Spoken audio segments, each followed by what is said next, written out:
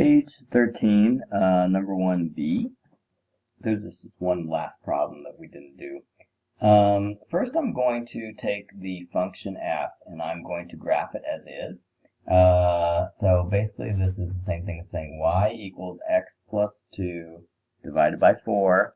And it's easier if I separate this out into two coefficients. So I'm going to do 1/4 x plus 2 over 4, also known as a half. Okay, so now I've got m, which is 1/4, it's the slope, and then I've got 1/2, which is the y-intercept because it's in slope-intercept form.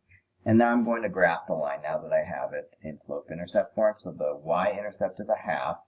The slope is rise of 1 over run of 4. So basically that would be kind of like that, okay? So let's see, and then here it would be 1, 2, 3, 4, like that, okay. So that's the original function graphed. And then I'm going to flip it over a diagonal line. This y equals x.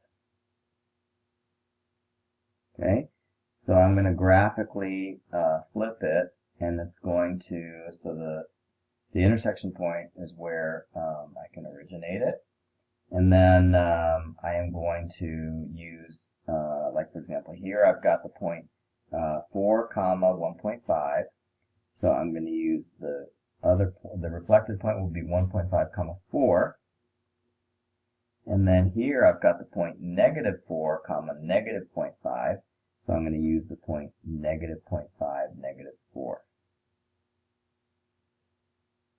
Okay, so that's the function reflected. Okay, the red function reflected is the green function. And finally, I'm going to use variable interchange to do it using algebra.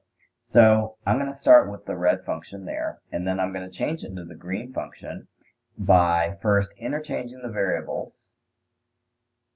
So I'm going to interchange the variables, and it looks like this. And then I'm going to solve for y. So I'm going to multiply both sides by 4. And then I'm going to subtract 2 from both sides. And I'll get 4x minus 2 equals y.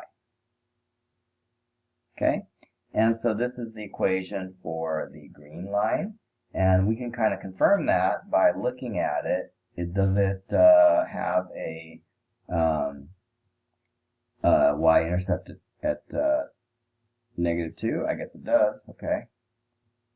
And does it have a slope of 4? Yes, it does. Okay. So this is the equation of the inverse function. And that's it.